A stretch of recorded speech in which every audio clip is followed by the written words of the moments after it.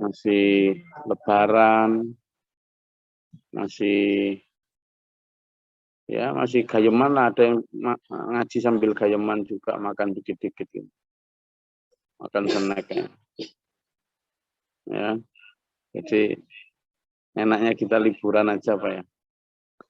Tadi saya tanya yang Dion, libur apa enggak nih?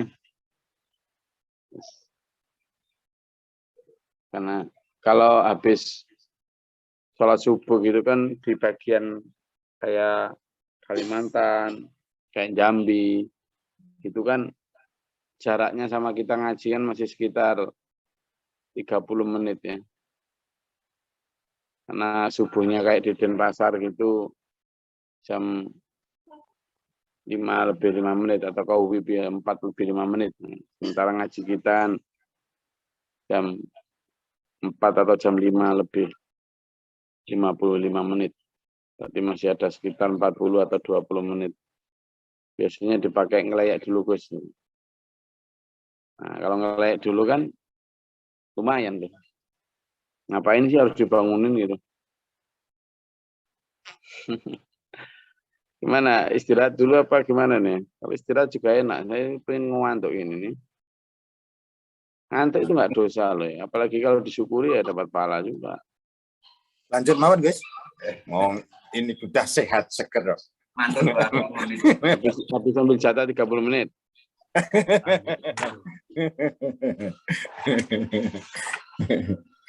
Niki sama Pak Wahyu, Pak Budi, Pak Irwan, Pak Resmana.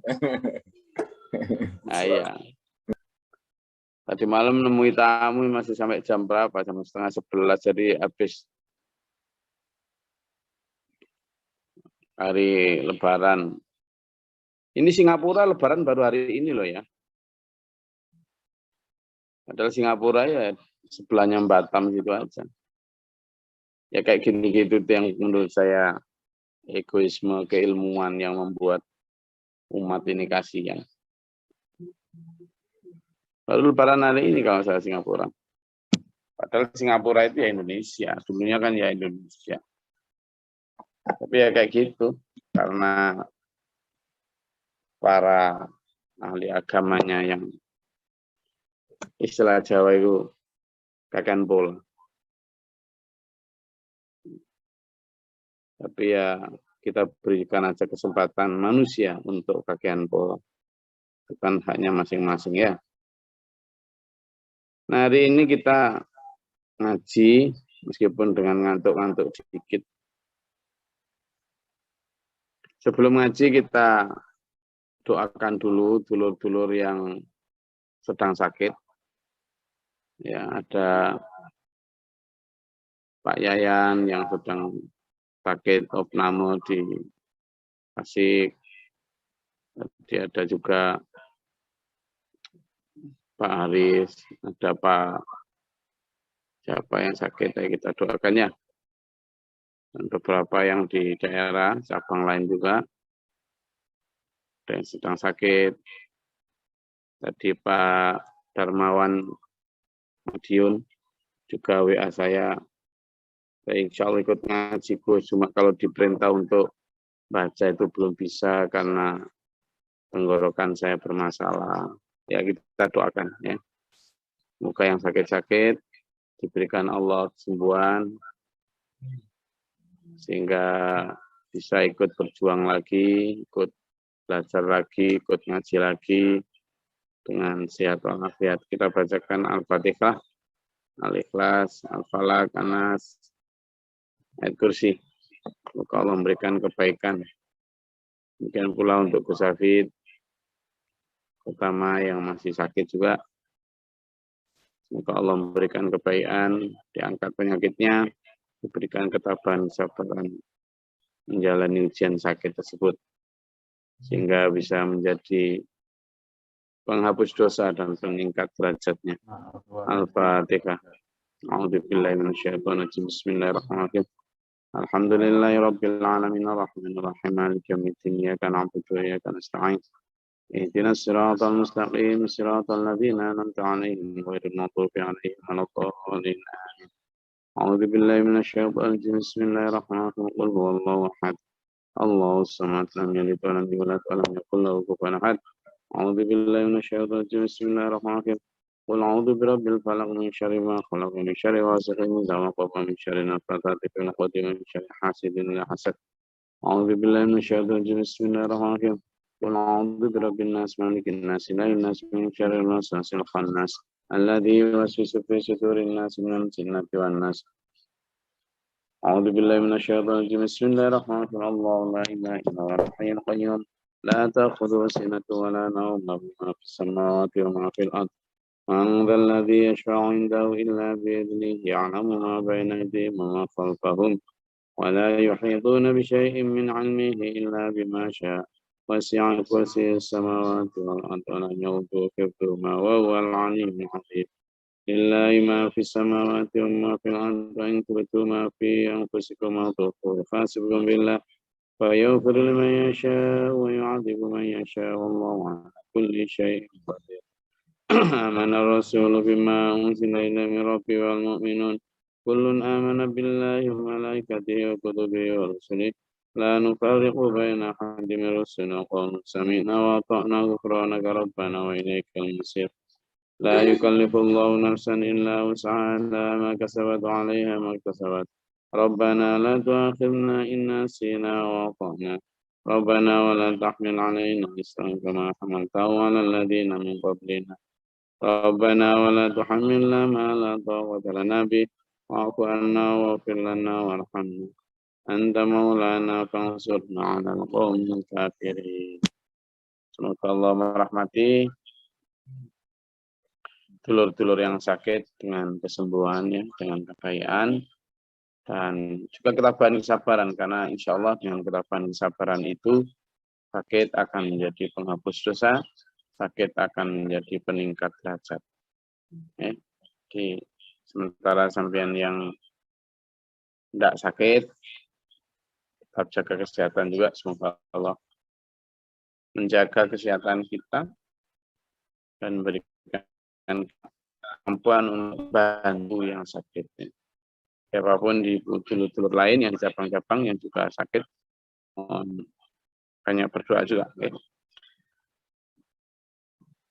A'udzubillahi minasyaitonir rajim. Bismillahirrahmanirrahim. Askinuhunna min haitsu sakantum min wujdikum. Jadi Islam itu begitu luar biasa ya. Mengajak umatnya untuk berbuat baik. Orang yang sedang sudah dicerai itu loh masih disuruh memberi tempat tinggal. Masa habis dicerai lalu dibiarkan terlunta-lunta. Maka Islam enggak. Ini loh yang disebut dengan sarohan jamilah. Meskipun cerai tapi tetap perceraian yang baik. Perceraian yang tanpa ada konflik. Misalnya konflik hati ya, dendam apa enggak. Kalaupun ada konflik itu ya konflik yang sifatnya ya sudah memang kita beda pilihan, beda jalan ya berpisah. Tetapi tidak kemudian benci-bencian. Ini yang harusnya jadi pelajaran kita. Betapa Islam kepada orang yang sudah cerai. Nah, kan sekarang kan enggak gitu. Orang sekarang cerai ya sudah, jangankan kok menyediakan tempat tinggal untuk mantan istri. Kalau bisa mengirim salam pun sudah tak boleh. Ada nyanyian gitu ya. Apalagi. Gimana Pak Jo? Lanjut Pak Jo. Wes, kalau sudah kadung benci, mandang aja diwakilkan. Saking bencinya. Nah, Islam tidak mengajarkan itu. Di sini pernikahan yang kemudian berakhir dengan perceraian, maka seorang suami tetap harus memberikan tempat tinggal kepada mantan istrinya itu minimal selama masa iddah. miwujidikum, tapi sesuai kemampuanmu. Ya, sesuai kemampuanmu. Ya, ndak harus, makanya istri yang dicerai juga ndak boleh menuntut berlebihan. Misalnya, wah, harusnya itu Quran nyuruh gini, kamu kok nggak gini? Enggak ya. Karena kalimatnya adalah miwujidikum. Sesuai kemampuan kalian yang laki-laki. Wala tudarruhunna litudayyiqu alaihinna, dan janganlah kamu itu perilakumu atau kata-katamu atau kebijakanmu atau tindakanmu itu memang malah diniatkan untuk menjadikan mereka itu susah, menjadikan para perempuan mantan istri itu biar kapok, biar menyesal dia. Ngapain dia ninggalkan aku? Ngapain cerai sama aku? Ngapain aku harus ngurusi dia? Tidak ada ternyata hal-hal semacam itu dalam Islam. Ternyata dalam Islam justru mengajarkan tentang bagaimana kita tidak boleh menyulitkan mereka, membuat mereka sempit, membuat mereka tidak bisa berbuat apa-apa.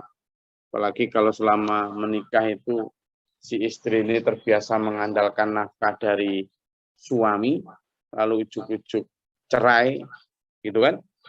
Ya gimana?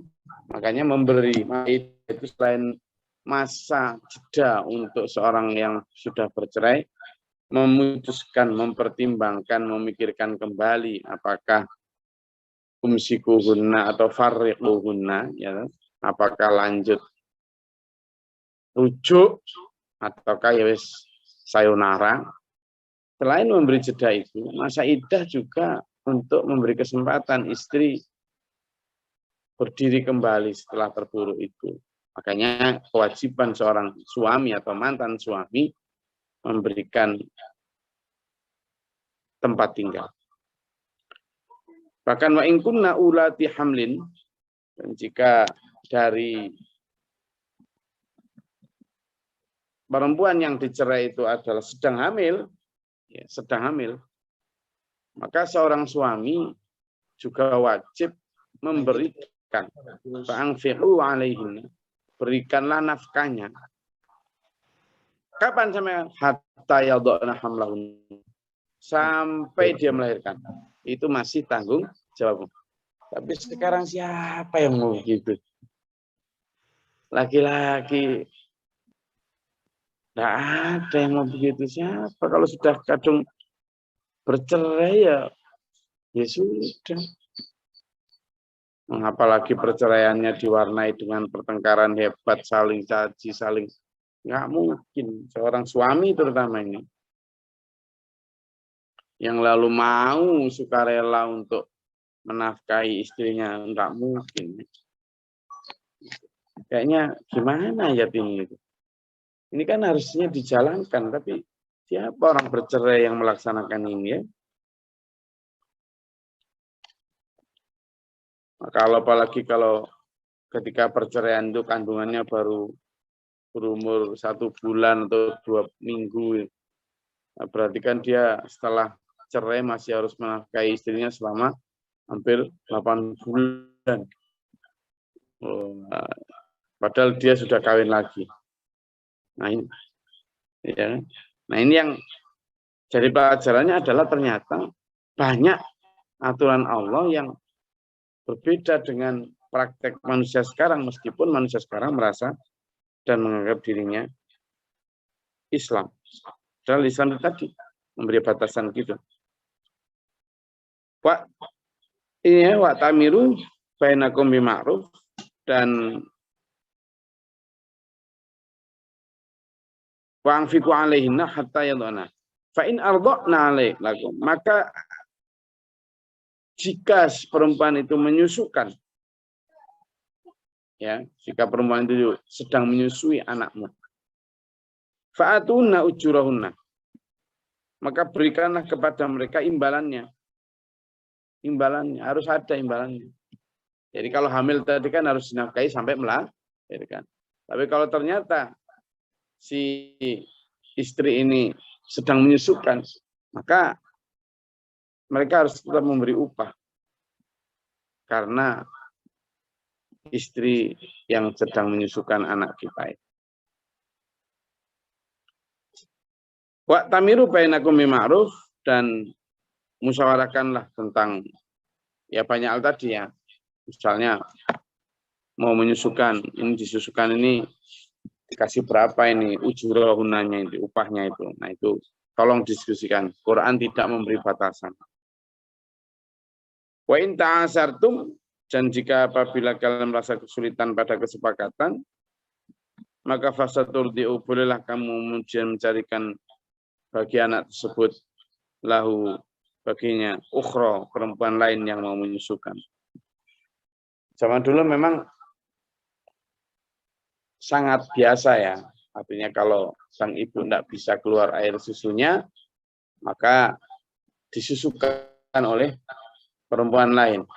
Kayak Nabi Muhammad SAW sendiri itu ketika bayi juga disusukan oleh perempuan yang bernama siapa?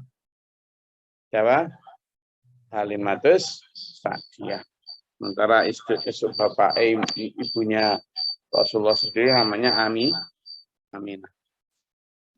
Nah, sehingga udah biasa saat itu. Ya itu nanti kalau ada orang yang menyusukan ya tetap saja tanggung jawab suami untuk membayarnya. Nah ini yang menjadi pelajaran kok gini praktek yang terjadi di masyarakat dengan perintah Quran dalam hal perceraian, terutama menafkahi mantan istri dengan baik, sampai kalau dia sedang hamil maka menafkahinya itu sampai mereka melahirkan. Kalau nanti menyusui, akhirnya juga diberikan kewajiban untuk menafkahi anak-anaknya itu sebagai upah menyusui itu. Ya, kewajibannya kepada ibu-ibu, maksud saya, istri-istri, mantan istri itu harus diberikan upah karena telah menyusukan anak-anaknya. Nah, ketika bicara tentang dua hal tersebut, sekarang sepertinya kok sulit nyari orang yang melaksanakan ini. Ya, apalagi kok sampai memberikan imbalan kepada mantan istri karena menyusukan anak. Kayaknya kok sulit sekali dari seperti itu sekarang. Nah, terus gimana? Ini kan bukan syariat tentang misalnya hukum kisos atau hukum orang yang potong tangan ketika mencuri. Kadang kalau diajak bicara itu orang kan ini bukan negara Islam. Kita tidak bisa mengikuti semuanya. Nah, tapi kalau yang seperti ini kan nggak perlu peraturan, nggak perlu ya kesadaran masing-masing. Maka melihat ayat ini dulu, menurut saya kita harus banyak introspeksi. Sebenarnya seberapa taat sih kita kepada Allah? Kalau kita yakin bahwa Al-Quran dan hadis adalah pedoman kita, belum sampai hadis yang betul, itu banyak. Di yang dasar dan fondasi atau dalil inti Islam itu adalah Al-Quran. Quran ternyata menyatakan begini, sesuatu yang sangat berbalik faktanya dengan idealnya. Quran menyatakan harus memberi tempat tinggal, tapi siapa kita yang beri tempat tinggal? Quran menyatakan harus menunggu dan menafkahi itu sampai lahir bayinya, kita yang sangat jarang. Quran menyatakan bahwa sampean yang menikah itu, menceraikan itu harusnya juga menceraikan dengan baik. Sekarang enggak ada. Kalau perceraian terus saling naudzubillah membuka hal-hal yang tidak penting. Nah, apalagi masih anak muda, jangankan orang tua aja kalau sudah bertengkar suami istri itu. Nah, ternyata Islam itu menjaga kedamaian dengan tetap tanggung jawab seorang suami adalah apa? Memberikan nafkah. Jika dia hamil, maka sampai melahirkan. Jika dia menyusui, ya harus disusukan juga sampai selesai penyusuan, itu hampir sama itu.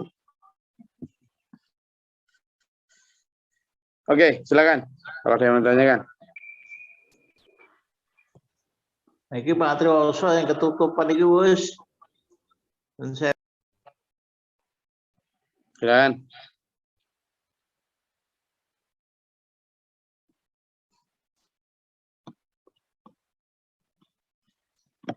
Lumayan ini, ada 92 kamera yang ikut ngaji. Ya. Ya. Kewajiban seorang bapak atau suami yang kalau mantan kami pun punya kewajiban untuk membayar. Yang ingin saya sampaikan tidaknya ada 20. Yang pertama, kewajiban sejauh mana kewajiban seorang bapak untuk menafkahi anaknya yang dirawat oleh yang pertama. Poin yang kedua, untuk kewajiban mencukupi anak itu kewajiban seorang bapak. Nah, bagaimana dengan yang diasuh oleh mantan ini? Mohon penjelasan. Terima kasih. Anak yang diasuh oleh mantan istrinya itu kenapa? Udah besar?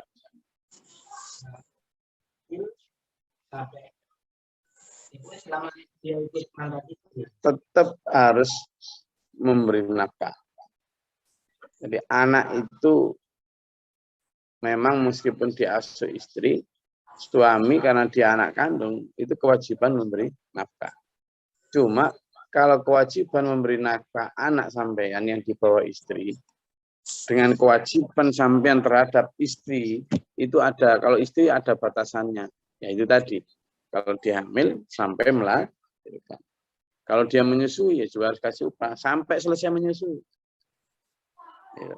Nah kalau ternyata dia tidak punya anak, anaknya sudah gede atau anaknya sudah kecil tapi dewa, maka seorang bapak tidak lagi wajib memberi nafkah istri, tetapi wajib memberi nafkah anak. Itu bedanya. Kalau anak ya sampai mereka dewasa. Kalau ukuran anak di Indonesia ya 18 tahun. Setelah itu Anda tidak wajib lagi. Tapi itu tadi harus sesuai kesepakatan dengan berlandaskan ayat ini. Itu pertanyaan kedua. Pertanyaan pertama tadi apa, Pak?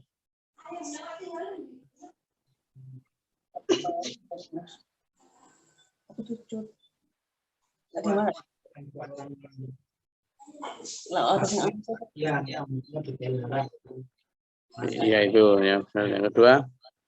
Yang kedua, salah satu jalan mana kewajiban bapak itu jika anak tersebut Sudah dua-duanya berarti ya. Itu.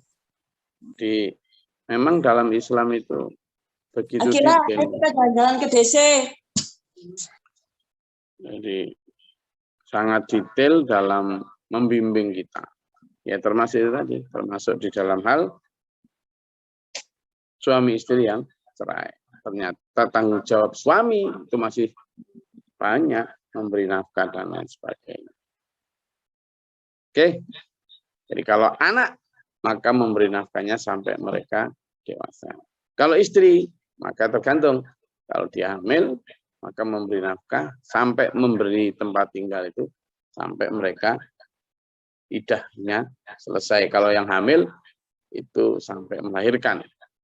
Berarti hampir itu tergantung dia hamilnya berapa bulan ketika cerai. Maaf, Pak. Lagi?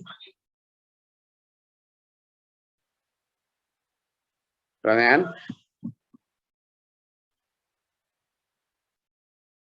Oke, kalau tidak ada, hari ini ngajinya singkat saja, harusnya libur. Tapi karena semangatnya sampean dalam ngaji, sehingga ngaji hari ini Syawal tanggal kedua. Semoga Allah merahmati kita semua ya. Saling mendoakan. Insya Allah sampean yang ngaji hari ini juga mendapat derajat tersendiri. tingkatan tersendiri di hadapan Allah.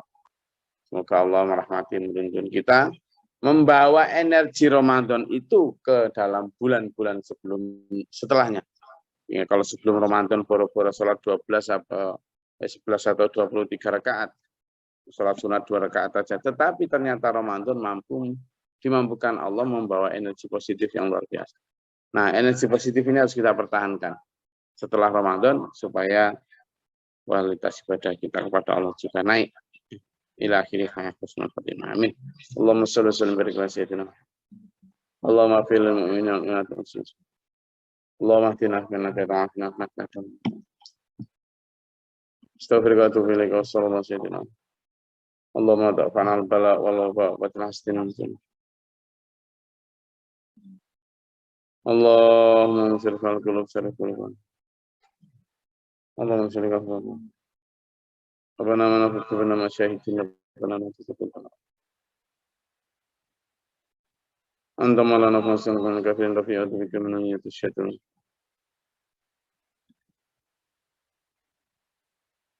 Rabbana afrigh lana sabra wa sabra wa nas'aluka.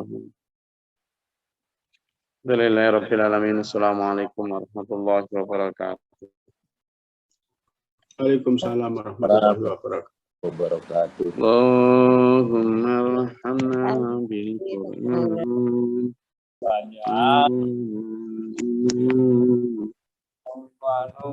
Quran. Wow.